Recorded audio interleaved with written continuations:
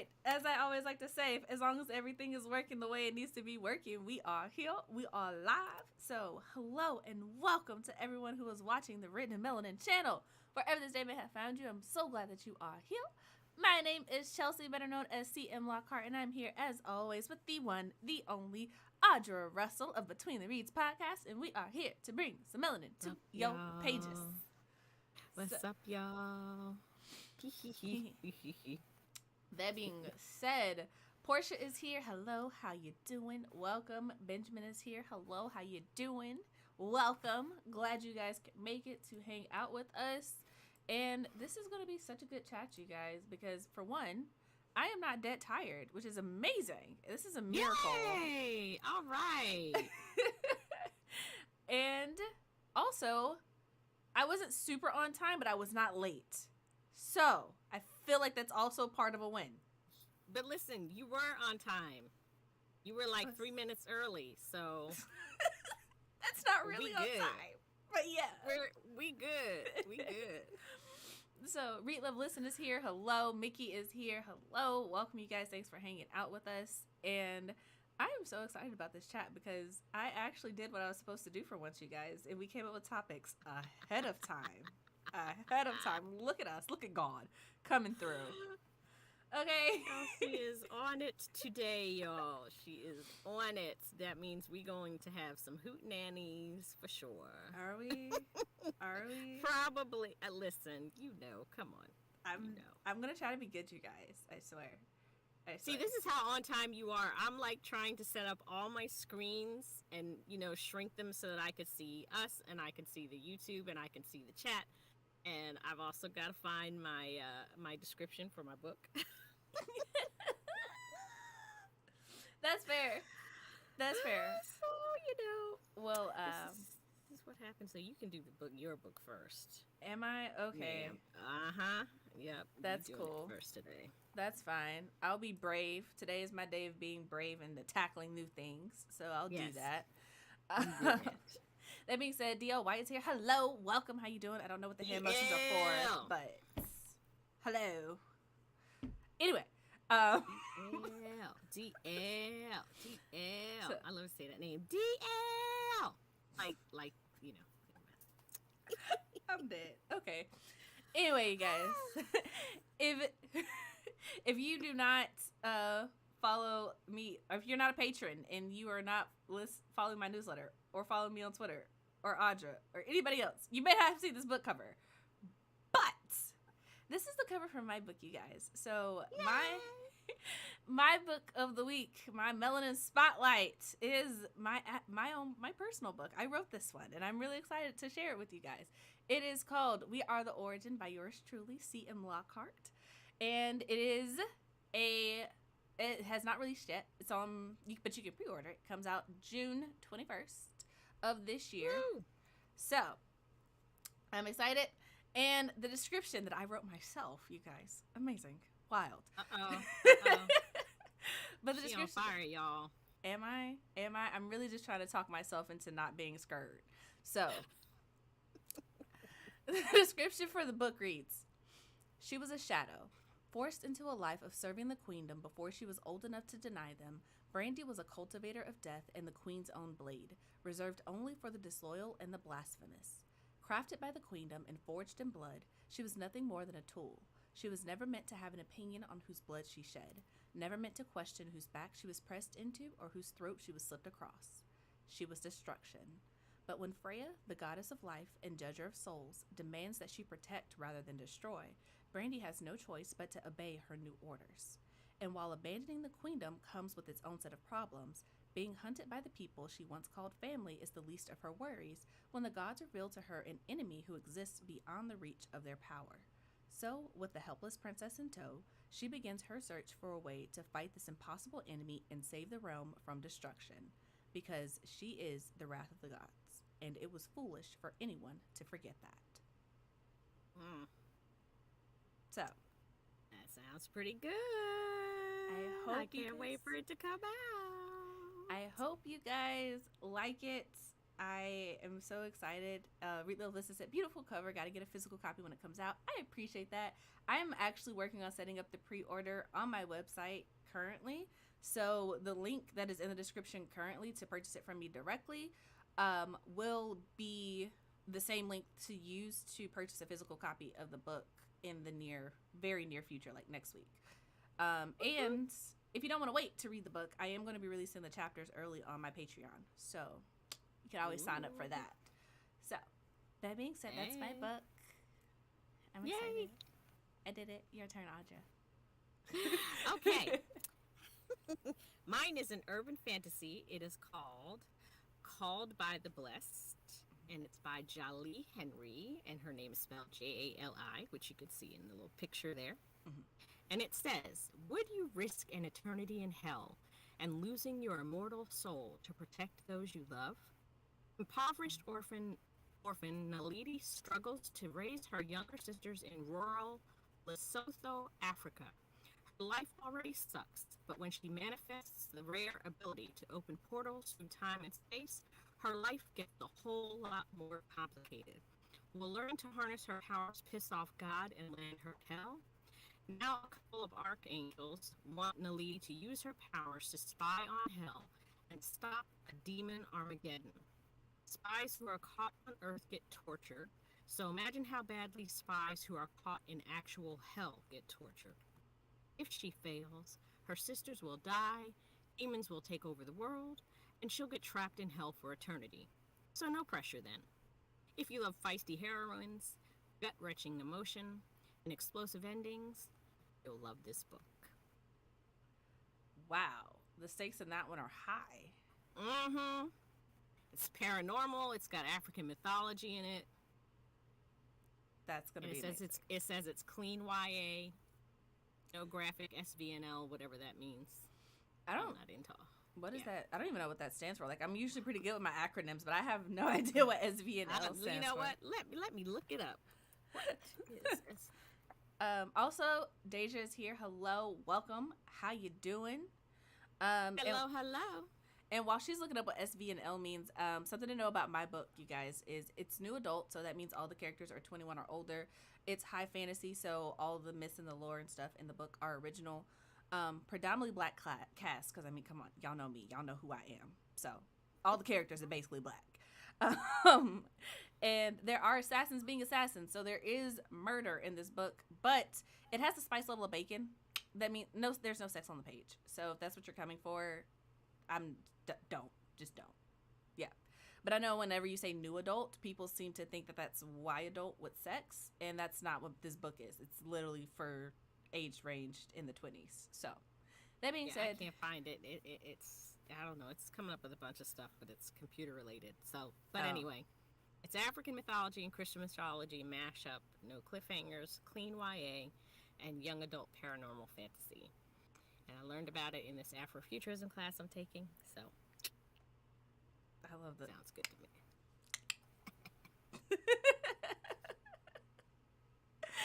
But yeah. Okay. So those are our books, Melanin Spotlights, books of the week.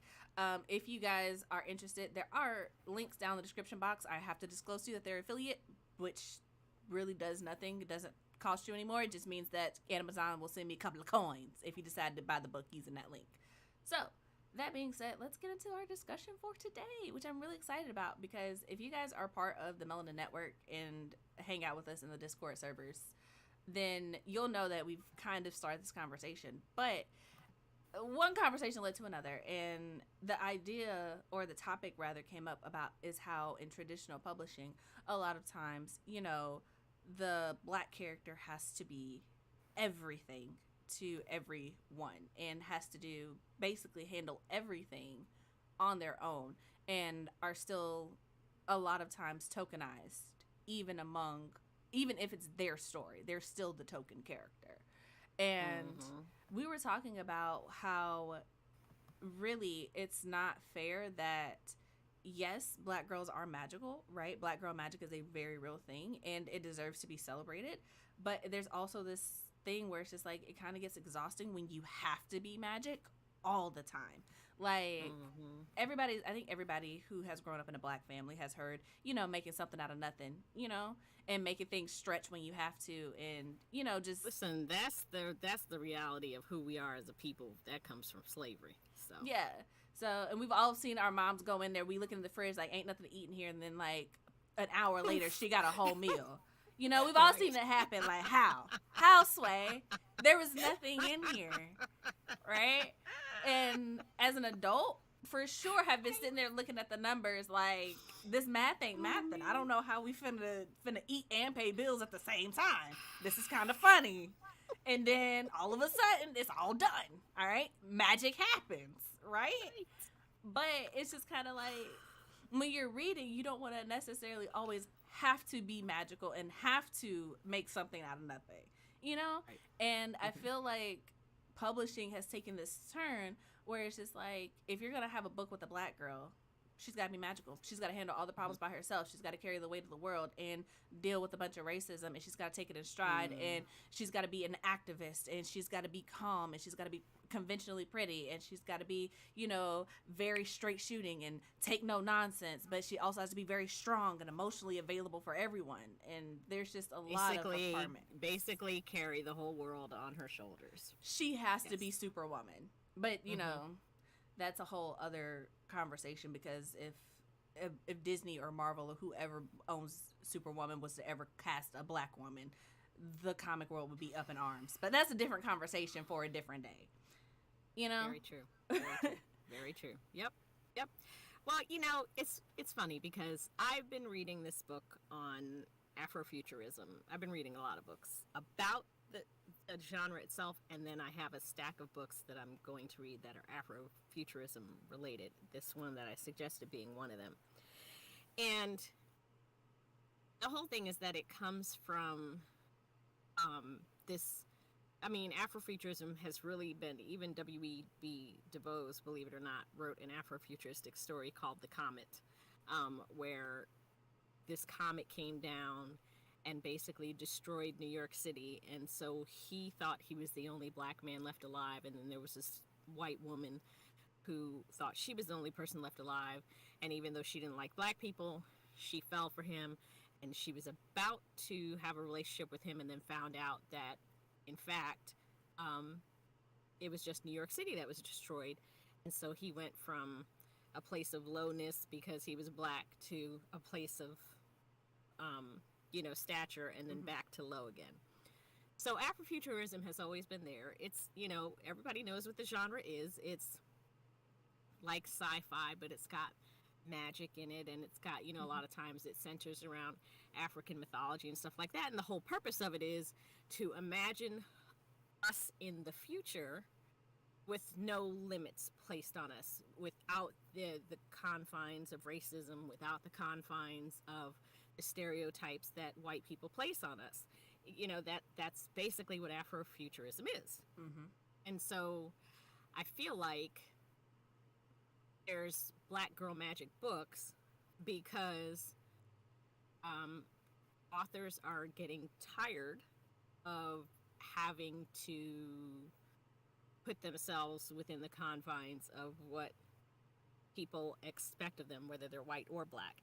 And they want to imagine a world where,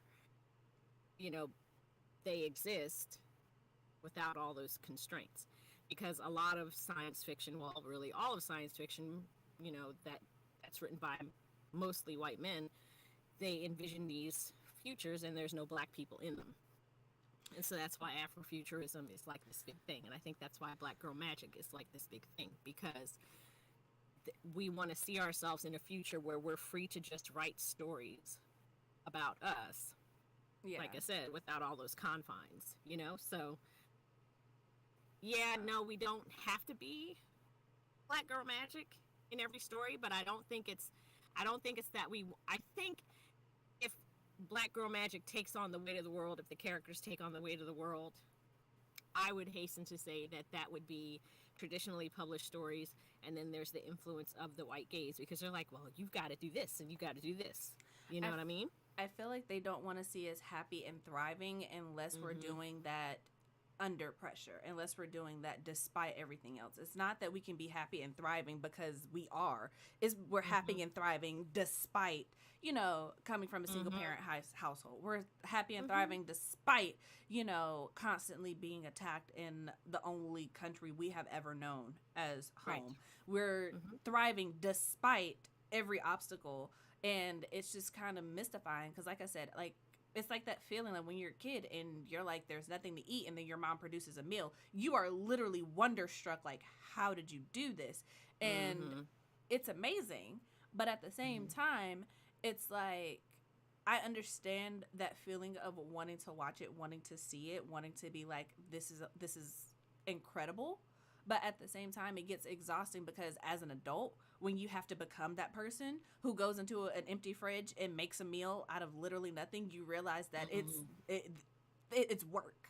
It takes energy, and it's hard, and it's not something to just be looked at in awe, like, oh my God, that's so amazing. Like, yes, it's nice to have the ability. You know, we're not going to starve tonight, but you know what would also be cool?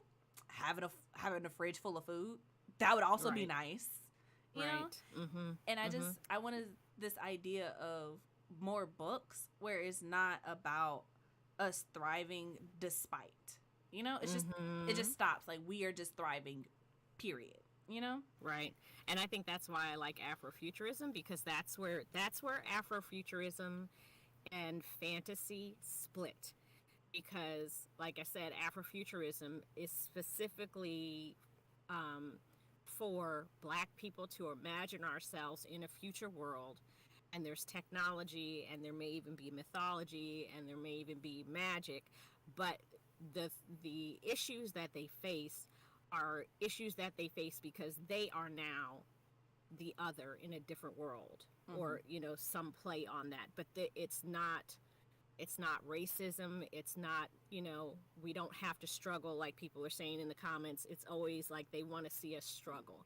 But in Afrofuturism, that is taken away, at least the racism piece. If they're struggling, it's because of struggle within that world that they're in. But racism is not a part of it. Now, you will see commentary on racism by what you read in Afrofuturism, because a lot of people who write Afrofuturism kind of subtly make commentary, you know, parallels about racism here. But the struggles are just the struggles that they deal with being characters in the worlds they're in. And so I think that's why I like it.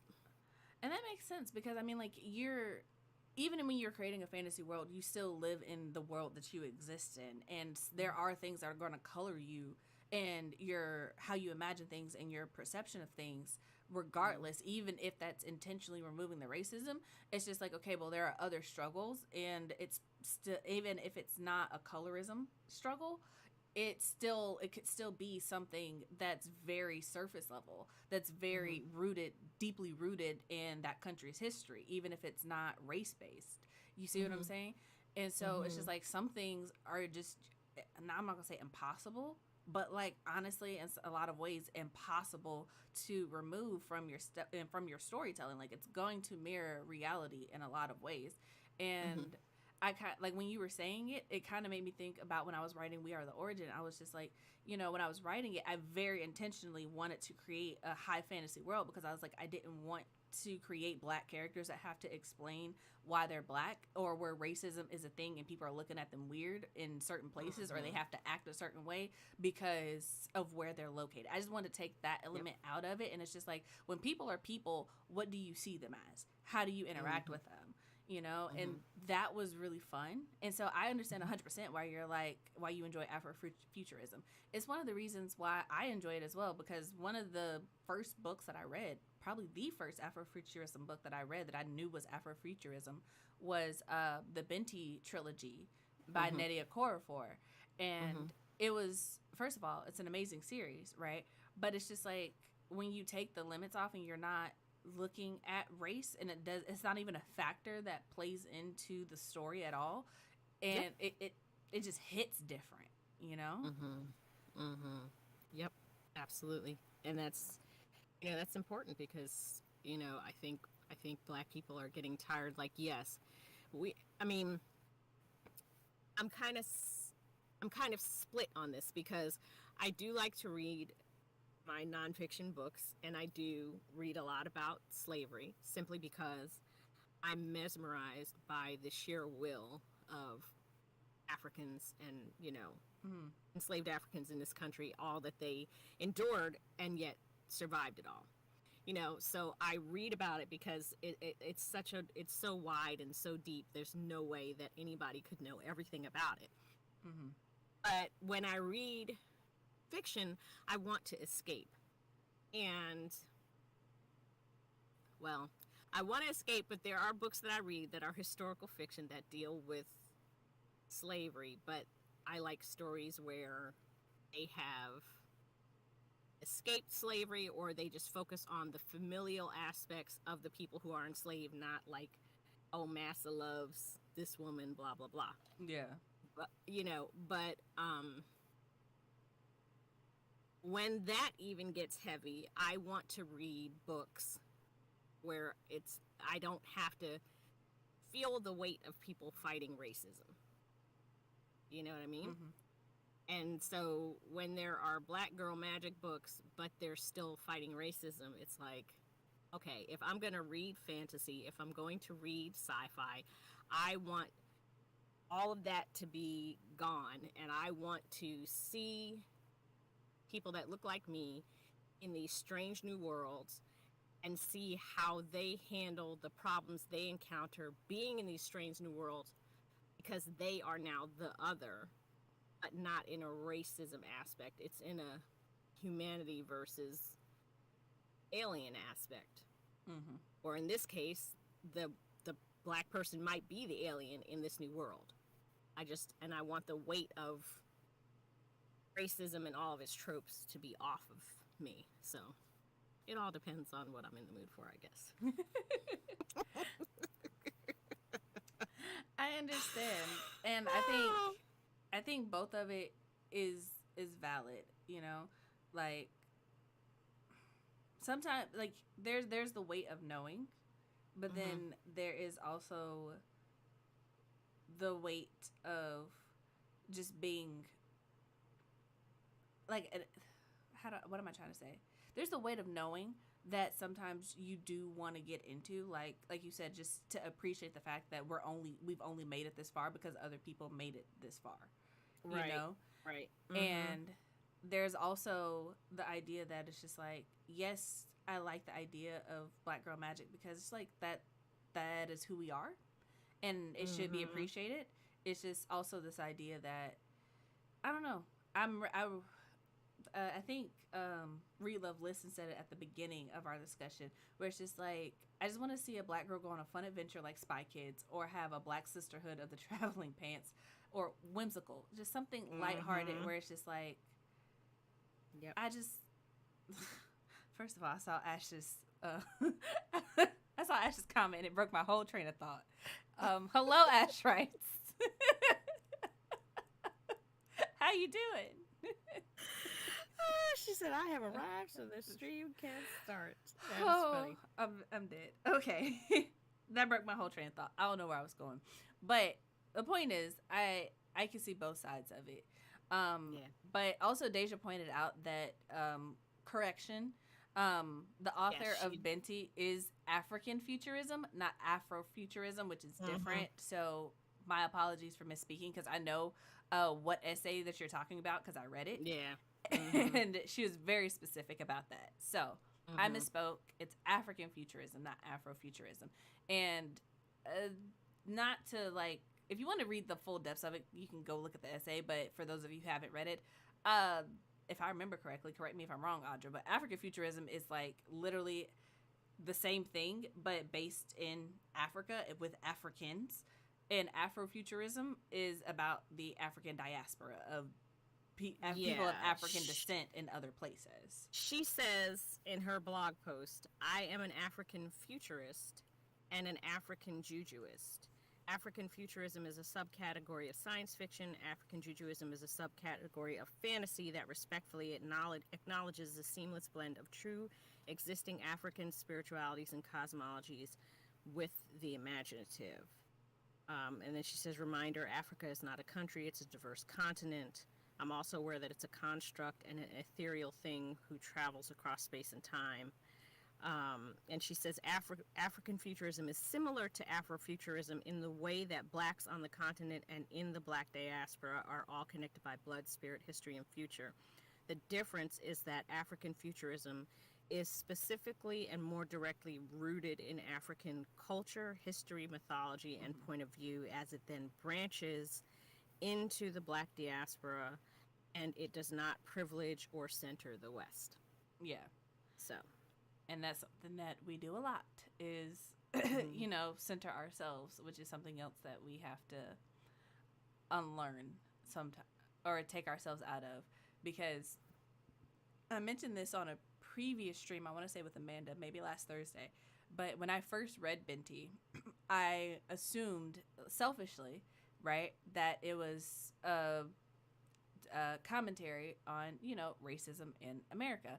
And then I saw her tweet and she was like, you know, people say this all the time and it's just like, nah, that's just y'all in the West in America. There are other things outside of American racism to talk about. And it's just like, no, those are two different cultures in Africa. Y'all are not in it at all. See yourself out of this story. And I was just like, oh, okay, I've been properly told, understood, my bad. You know? And I think that was the first time that I really realized that, like, oh, like, you internalize so many things that you don't even realize you internalize it until somebody points it out to you. You know? And that was kind of wild. Interesting. Eye-opening. But wild. But, yeah. Yeah. So. Personally, I think, I don't know. I'm thinking about her article, and I had read this article a while ago, and I was just like, part of me gets it, but part of me was, I had my own little feelings about it, and was just like, it's the same. You know, I just feel like, well, anyway, I'm not even going to get into that, because I don't want nobody who likes Neddy coming for me. I'm not saying I don't like her, I'm just saying that there are some things that I have issue with in regards to books, and there's a little bit of a trend there. Well, I'm gonna go ahead and say it. So I feel like there's a little bit of a trend, just a little bit. I see and I love all black authors, but I see that there is a trend in that a lot of the Afrofuturism books that are out, or authors who are like really doing well, they are Nigerian. They're, you know, they're from, like, they're either directly from, like, in Africa and came here, or they're not regular black. They African. They're not American black. They are transplants here, became American citizens, whatever. But I just noticed it's like they have once again hopped right over black authors in America, and are now because there's a lot of stories that are traditionally published, and they are by Africans in America, and it's different. The stories are good, but I'm just like, once again, there are lots of black people who have been telling stories in, you know, science fiction, Afrofuturism, that have been writing these stories and have been trying to get published and are still climbing their way up, while these other authors seem to be pushed to the top. And I almost feel like there's an intentional push to pick them and let them tell their stories, because they have now become obsessed with African lore and African spiritualism. Well, and they have just hopped right over us. That's just me. I know that's controversial, but that's just something I feel like I've noticed.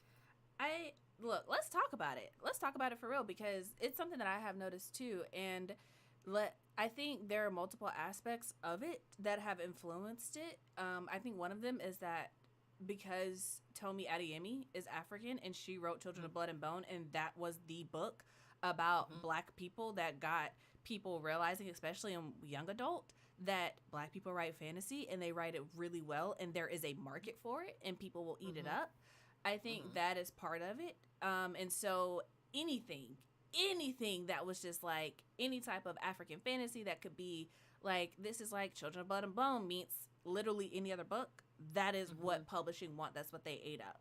But I also think that it's one of those things where, you know, let's be real here. And I'm not going to sugarcoat it. I'm going to be as polite as possible. But the reality of it is, traditional publishing it caters to the white gaze.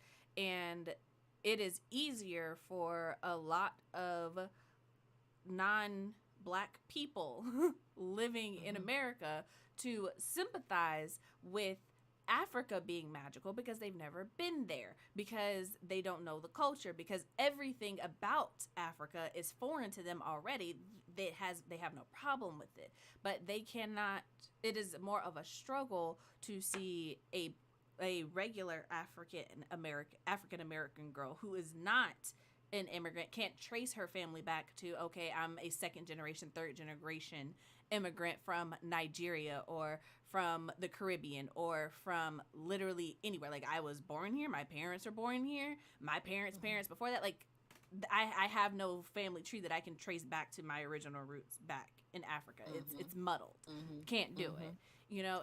But when you have stories like that, it's a lot harder for them to imagine that, yes, we can also be magical. Because when I think about it off the top of my head, the only book about a Black girl who is born in, like, true, I don't say true American because that's not what I mean, because once you're American, you're American. That's what it is. Right.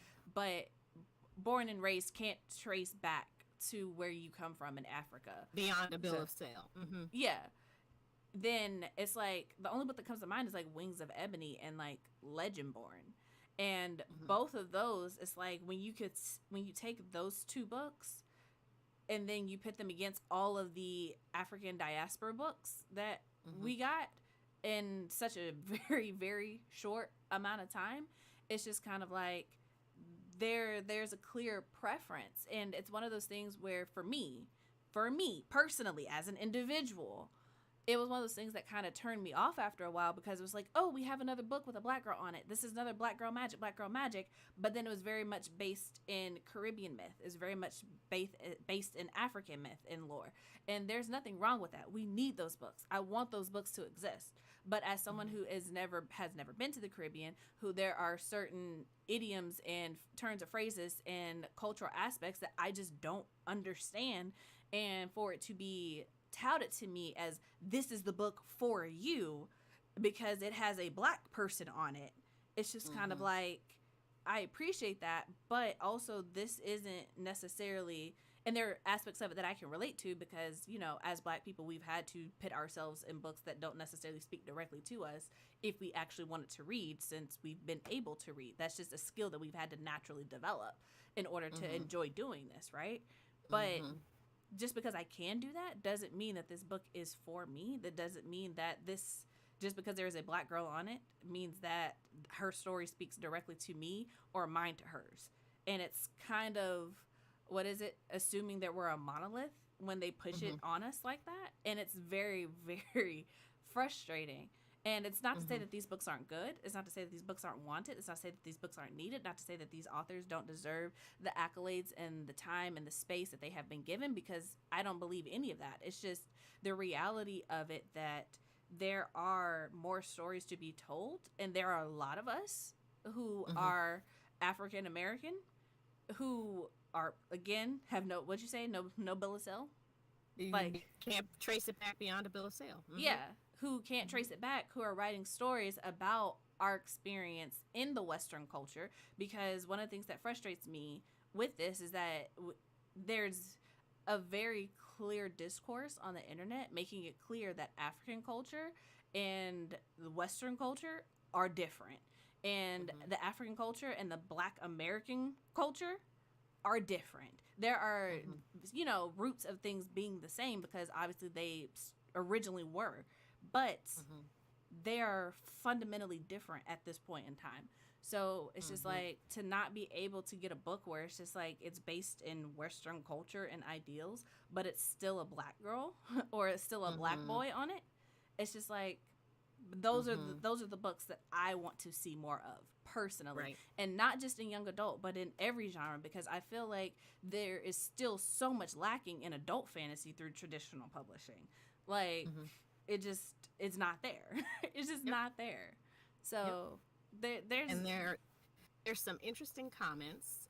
This woman of color reader says, I've heard a few people say they're ignoring African American culture and fantasy.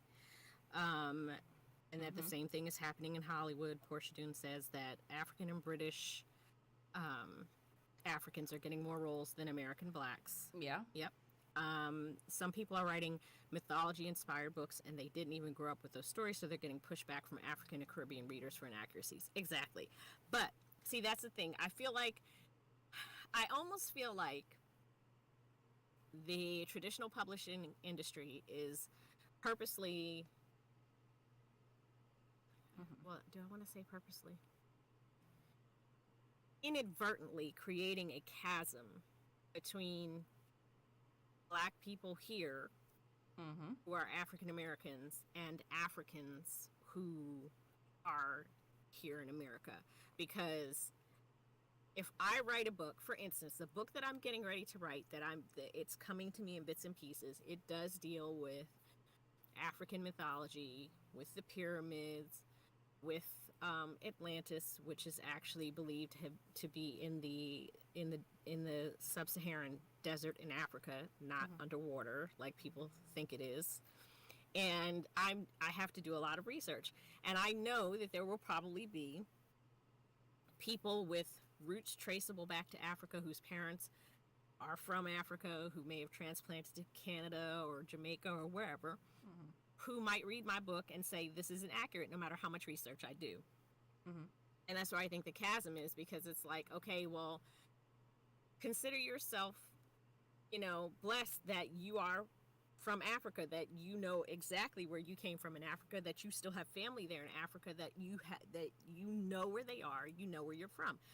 But for me, I cannot trace my family back beyond a bill of sale on my Black side of the family. Now, my grandmother, who's Italian, yeah, I can go all the way back to Naples. I still have family in Naples there. I can trace that back hundreds of years. But how else am I supposed to write these stories that I'm longing to write? All I have is research. That's all I can do. And I feel like that creates a chasm, because then you have African writers who want to say that, this isn't authentic, or this isn't right, or that isn't right. Well, you grew up with it. I didn't. I have to just read about it. You know what I mean? I think the pushback comes... Oh, sorry, go ahead. I was just going to say that it's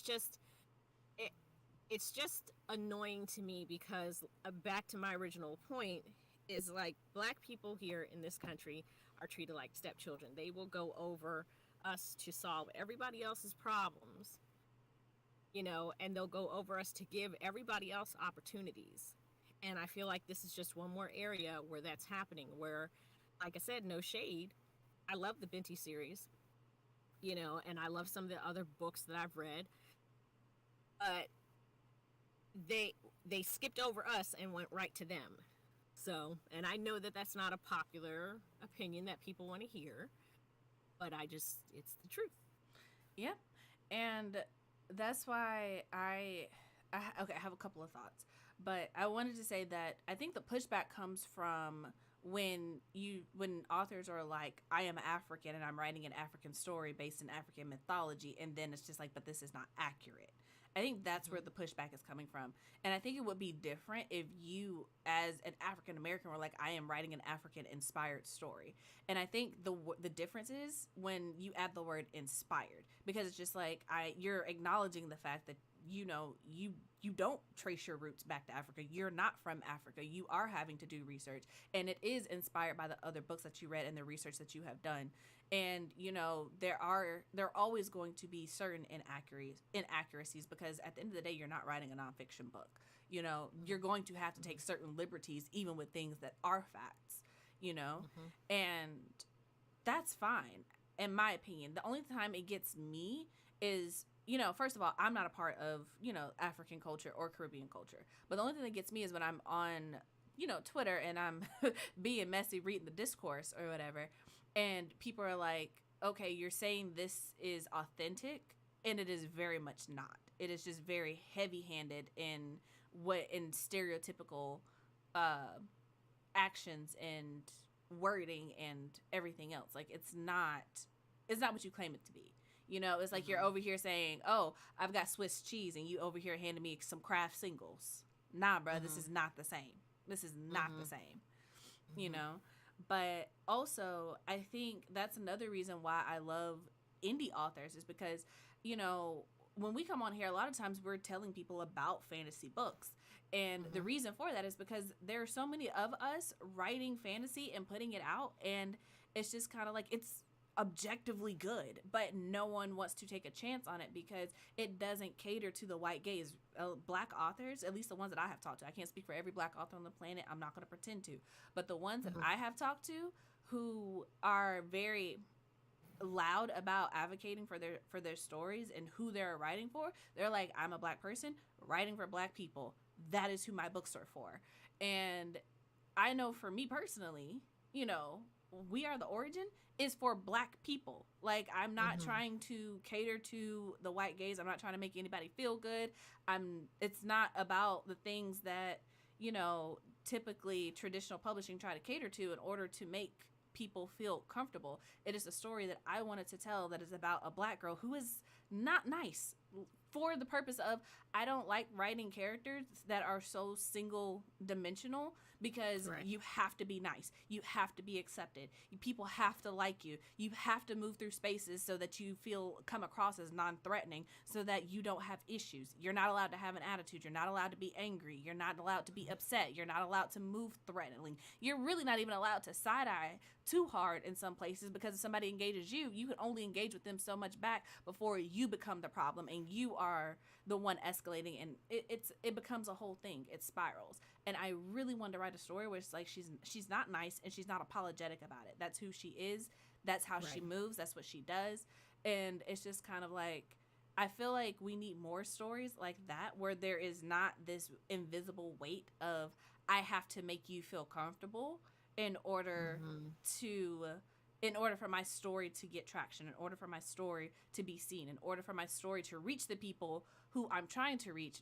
But it's just like, all these people, it's like when you go to a concert and you like up on stage, but then you have all these people in the floor seats closest to the performer who don't listen to the music, who don't care about them, who are just there because they have to be. And all the hype people are in the back. And it's just like, if you don't want to be here, bruh, the people I'm trying to reach, why are you here? Why do I have to get through you to get to the audience who's actually excited about it? But you're supposedly the judge. You're supposedly the people who determine how hype the concert actually is. You know? Right. That make any sense to me. That was a tangent. Yep. Sorry, you guys. It was not. It was not. We you know, it's just that there's, within each issue that we have, there are so many levels of that issue, you know. And I, you know, honestly, this is the first time I have ever voiced this out loud because I don't want people to think that I'm throwing shade at people like Neddy Okorafor. No. Or, you know, she's the one that stands out to me the most, mostly because she's like, I don't write Afrofuturism, you know. And I'm like, you know, whatever. Okay, that's fine. But, you know, I'm not throwing shade. I like a lot of their stories. But like I said, there's just that, it's like black people were here, and then the traditional publishing industry went, whoop, yep, and took all these other stories, you know, and it's just like, you know, like for instance, when the movie Harriet came out with Cynthia Erivo. There you go. Wonderful actress, hella talented. She sings and brings tears to my eyes. And she did a great job playing it. But there are plenty of actual women here in the United States who could have played that character. And that's another thing, because I know it was brought up in the comments. But yeah, I don't understand. It gives very much the feeling of traditional publishing, Hollywood, the white people in charge just do not like African Americans. It's like, oh no, if you're British, if you're, you know, I don't know what they call it, African British African. Do they even have a difference? That's the thing. It's like, is there even a cultural difference to use? Because it's just like, or are you just straight up British and you happen to be black? You know, I literally don't know. So if you guys know, would love to have the answer to that question. But it's just like, you would rather pick someone. Then, like you said, Cynthia Erivo is amazing. Talented. Amazing. Mm-hmm. I absolutely love her so much. But at the same time, like you said, she is British, you know? And same thing with a lot of actors and actresses. It's just kind of like, and it's also one of those things where a lot of times, unless they are already a big name, like, dark-skinned actresses don't get cast. And a lot of times, even if it's supposed to be a black character, it's a half-white actress or a half-Latina actress or just someone who's black and that's fine. That's cool. Yep.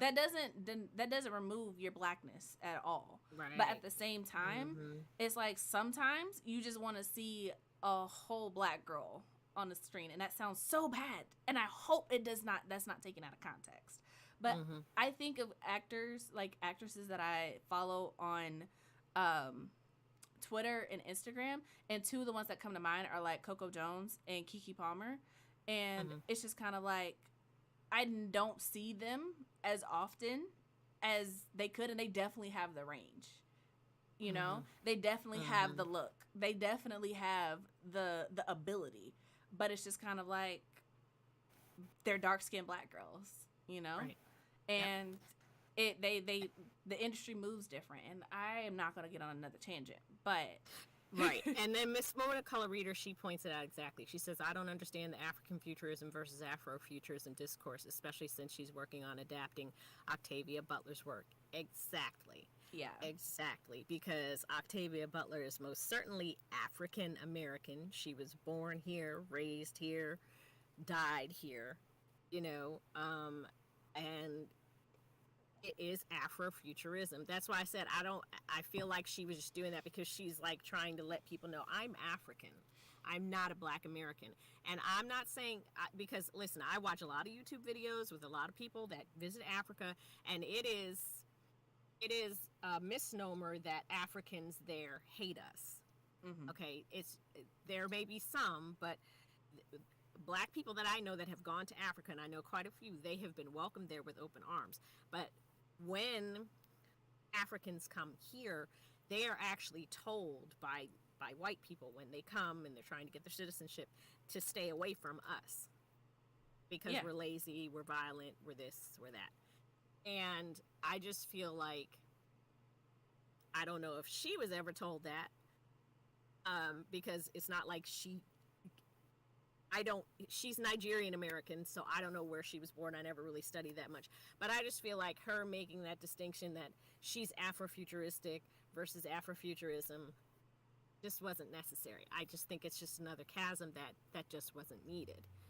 You know, I agree. And it's just, and of course it says they want black, but not black American. Exactly. Because we are the stepchildren. We remind white people in this country of the worst stain that this country has, which is slavery. So they want to although if you were talking to an African, I mean, you went to Africa to get Africans to bring them here, so I don't know how they don't remind you of. Well, because that's a whole nother story, I guess. I have opinions on it, and we may talk about it in the after chat, depending on the response. But I feel like, and this may be an unpopular, controversial opinion, what have you, but I feel like with black Americans, they don't like it because they were taught and are still actively taught that they are better than us in a lot of ways, both consciously and unconsciously. But Africans aren't African American. You know, they weren't slaves. Their ancestors weren't here, so they're different. So we have to treat them differently. And, you know, we don't want to get you guys mixed up. So you need to make sure that you're very clear because you don't want to be treated like them. You know, it's like, it's basically a very elementary school mindset where it's just like you don't want to hang out with the kid that's being bullied because you realize that if you hang out with the kid that's being bullied, you're going to be the next target. you know? Mm-hmm. And it's not, but when you're outside of school, you and that kid can be the best of friends. You know, once you're out of that environment, y'all can be cool, you know? But when you're in a space where you don't make the rules and you don't have the power, you just roll with whatever the status quo is. And when they say don't hang out with them, that's what you do. For better, for worse, for right or for wrong, is law of the fittest, survival. And it's just like, to a certain point, I get that. But also, it's just like, I don't. I don't, because it's just like, we all the same. Just because you can trace your roots and I can't doesn't mean that we didn't come from the same place. You know? But again, unfortunately, I just can't trace my roots back. I mean, I took the identity test, and you know, it's funny because I knew I was going to have like a high percentage of European, because my grandmother is from Napoli, and you know, my mother was born in Napoli and didn't come here till she was like 5 years old. And when I took the test, because the whole reason I took it was because any Ethiopian that I run across, they swear up and down I'm Ethiopian. Like, we went to an Ethiopian restaurant in Baltimore, and this Ethiopian woman who's the owner came out and was like, "You're Habisha?" And I was like, you know, pointing to my forehead, and I was like, "No, I'm not Habisha." And she's like, you are Habisha or Eritrean. And I was like, "No, really, I'm not." You know, I said, it's probably the Italian in me. It's not. And so I went and took this daggone test. And the regions that I'm from are on the west, which makes sense because of slavery. That's the majority of where they took. And I'm from Nigeria, Kenya, and the Gambia. I'm not even anywhere near the Horn of Africa where Ethiopia is. And the other thing that shocked the hell out of me is, like, I'm 17% German. Where the hell that come from? We don't even know where that German came from. You know, and I'm such a small percentage of African, you know, and I forgot completely where I was going with this, but I'm such, you know, like, yeah, you can trace your roots back, but I'm such a small percentage of African, and I only have a guess of, I'm from the Gambia, Nigeria, and Kenya, but, like, I can't go there and say these are my people, because I can't go back beyond a bill of sale. Yeah, it's just like, I don't even know how many generations back to go since the last person was here, you know? But again, that's a whole nother conversation that we it is, but it's all related. It is kind of still all related.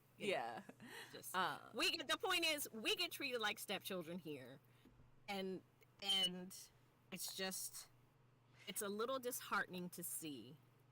And you know, when Black writers here have been working so long and so hard to be recognized, and like I said, they just skip right over us and start pulling in Nigerian Americans and Ghanaian Americans, and, you know, who write great stories.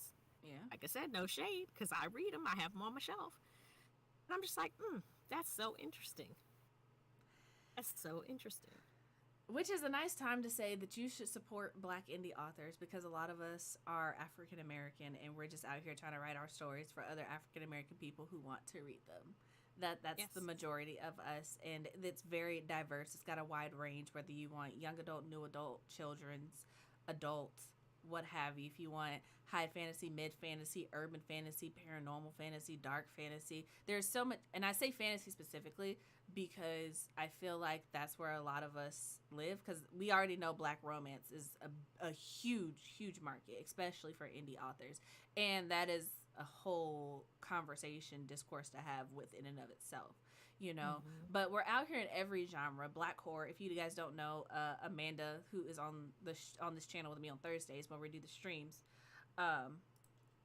she's running the Horror Hose support group, where they talk about books written by and for Black people, as well as other people of color. So for sure, check that out. Like, we're in every genre doing the thing, and a lot of us have to do it as indie authors because, as we said, traditional publishing, they don't. The phrase I wanted to say, I can't say on the channel because it's family friendly, but they don't mess with us. So it's just, Also, author Montrez is here. Hello, welcome. How you doing? Hey, Montrez. Yeah. And Yeah. Yeah. So that being said, we have been at this for almost an hour. Audra has to leave out early because she got other things to do today. So I said at 5:55. That's the after chat, not now. I'm just saying. I'm just saying. I ain't gotta leave but 5 minutes early from the after chat. I am not in a rush. I am here for the here. Okay?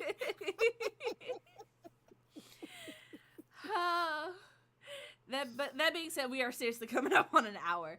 So, if you guys haven't already, well, let me plug this before you say your thing about the Patreon. I like it's Tuesday, so I released it.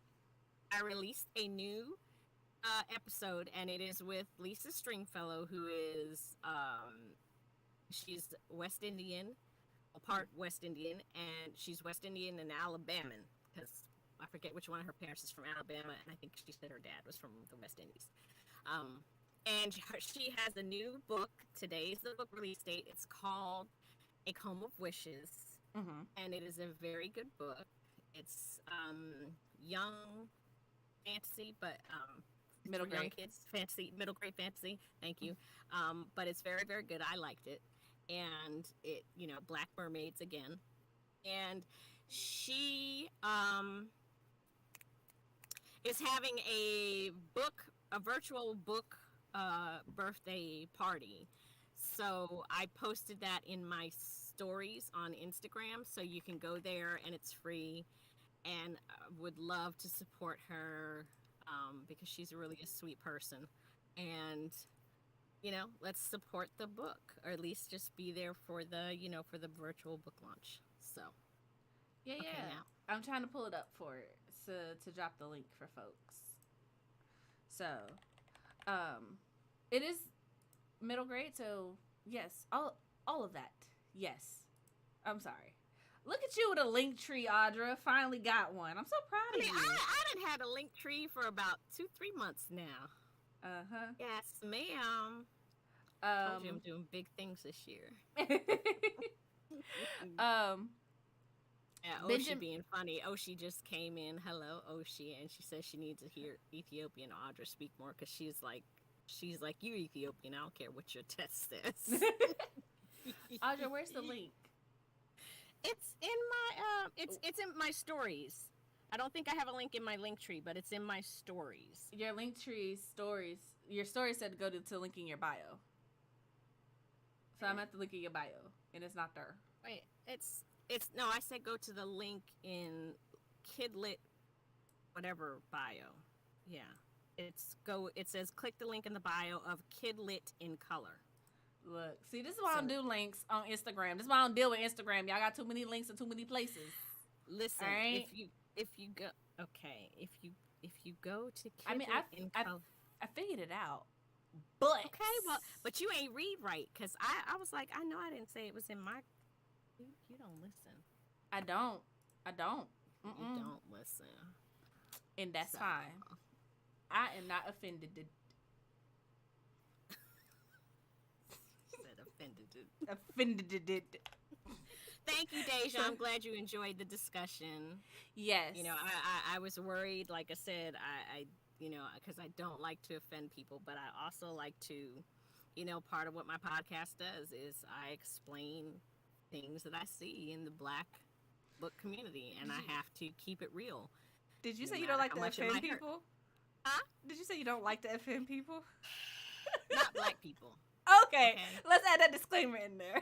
The disclaimer. I don't care about nobody else's fragile feelings, but I don't like to offend Black people. There we go. Okay. So I said, I don't know if that's true, Audra. I don't know if that's true. Listen, you ain't coming for me today, ma'am. I'm not dealing with it. All right. Okay. DL, she pops back up. I'll find it. All right. Yeah, it was kind of quiet. I was like, quiet today. I posted the link, you guys, for the Lisa Stringfellow book launch. So if you guys want to join that, there is a link in the chat for you to join. I can vouch that the beginning of the book is really good. I didn't finish it, and I will probably actually be talking about that either so good. in the after chat or so good. maybe on the channel. I'm not sure, the podcast. I'm going to talk about it somewhere on some platform on the internet. So just make sure you're following me, because I'm going to be doing a thing within the next couple of weeks that I'm kind of excited about. But that being said, if you guys are interested in the after chat, I know we talk about it all the time, but if you want to join, it is $5 to join the after chat, and you basically go to patreon.com/written in melanin. Benjamin already dropped a link. Sign up for it. It will automatically sign you up to the Discord. And if not, there is a post. I have posted it several times where you just click the link, you join, and then you just jump into the chat. And we have a really good time. It's basically the Melanin Chat, but for adults. So, fun, unfiltered, and we have a good time. So, and the bonus is that you're also supporting Black authors, you're supporting the Melanin Library, and you're making sure that we can continue to do this. So if that's up your alley, for sure, sign up. If you don't want to do the $5 for the after chat, but you want to support, there is another tier where it's only $3 to join. You get access to the same posts, but you don't get access to after chat, but you'll still be supporting whatever floats your boat, whatever makes you happy. Also, if you guys just want to support the Melanin Library, check out the donate link down in the description box, because I did update that. So if you guys just want to do like a one-time donation to the Melanin Library to make sure that it continues to exist, because at this point... Sorry, DL said something. She said, I don't even know what Afrofuturism is, so I had no comments. I love DL. She just be laying me out with her comments, man. Don't y'all love how I'm over here trying to plug my stuff? I'm sorry, go ahead. I'm sorry. She just whole broke my concentration. But point is, the Melanin Library is live. If y'all like books by Black authors, check it out.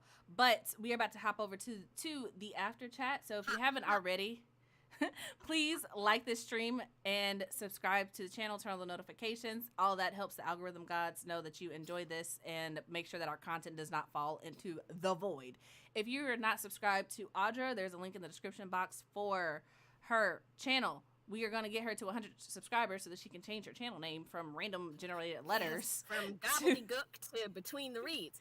And I'm one follower away from 2,000 followers on my Instagram channel, y'all. Hey. So yeah, check all the links down in the description box. If you want to pre-order my book, it's there. If you want to get called by the blessed, it's there. If you want to check out Audra's podcast or her channel, it is there. All of it is there. Just check it out. Click the links. Click the links. Click. But clickety click click. Click, click, Clack, tap, clack, tap. click, clack. Clack, clack, Clack, clack. clack. Anyway, Click to the clack. I'm done. Clack to the I'm done. click. That being said, thank you so much for hanging out with us, you guys.